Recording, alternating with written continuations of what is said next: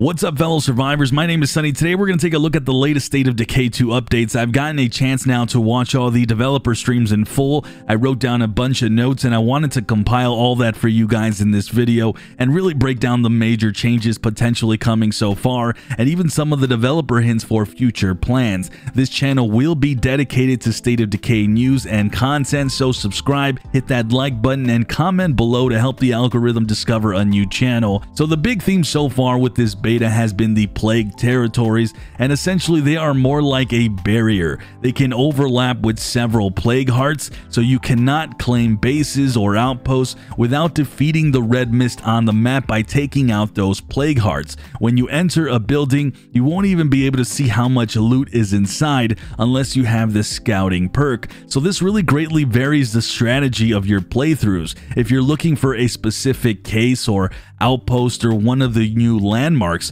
you really have to strategize how you're going to tackle that. And if you're like me and you're starting with new fresh communities, it's going to be pretty difficult. Overall, these plague territories were described not really as something that necessarily increases the difficulty, but more along the lines makes you rethink how you're going to go about playing your State of Decay 2 playthrough. Now, it was confirmed through the developers that there is not more Zeds than normal, that this entire area will just have replaced the normal Zeds with plague ones, including the freaks, though I do want to mention they did say that at the moment in the beta there's actually slightly less freaks, but that more than likely will be changing, but don't quote me on that, as I remember vaguely what they said. One of the things being changed as well is the infection rate is going to be much faster, which I experienced in my very first 5 minutes of playing. I ended up getting killed extremely quickly, so it's definitely out there, and I was playing in lethal for the record. Now, the new outposts are going to have these disc symbol around them, and it just highlights them a little better. For the resource ones, you'll be able to upgrade them in levels, and when you do that, it'll give more of that resource. So once you upgrade to 2, you'll get 2 of that resource, be it food or whatever. One thing to know, they mentioned in the stream that the higher difficulties actually yield even more, so lethal would give you 6. Now, I have yet to confirm that myself through my playthrough. I haven't gotten there yet, but hopefully I will soon. But you'll also be able to train new perks now, like chemistry, cooking, gardening, even computers, from my understanding. This obviously opens up now a host of new ways to play, and you won't be stuck building the same facilities in every place like the hydroponics, for example. Now, because you can get so many resources and you can vary the skills in your own communities, this should really open up the ability to try a lot of new things within your bases and even the people that you recruit. So really cool stuff. Now, the new Landmark Outposts are going to be available, and there's going to be one unique landmark per map. They will provide extra bonuses.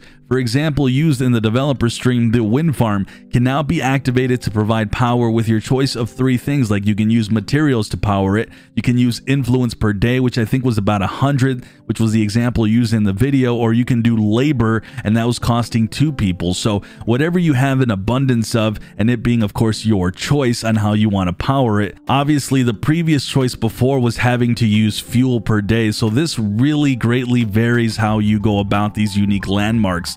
And these landmark posts will be unique to each map and will have at least one and will provide special bonuses. With that, guys, that pretty much covers all the main stuff. They also mentioned at one point in these streams, though, that they are looking at the infestations and having potential new ideas for those. They confirmed that some of the visuals, like particle effects, were improved, and that they might have plans to work on some stuff here and there, but that they aren't going to do anything drastically visually to the current game. But overall, though, the developer streams, they kept reiterating that there's quite a bit more new stuff that they're going to be adding to this beta and more stuff to test out in the future. Really sounds like they have a lot of plans for updates for State of Decay 2 for quite some time and for the long term, and they are really wanting to experiment quite a bit. So all in all, really good stuff, and I'm personally very excited to see what they come up with. Let me know down below, guys, which of these changes you guys are excited to see go live. What changes in general do you want to see to this game? I've noticed some mention weather and weather effects and stuff like that, and just general quality of life changes.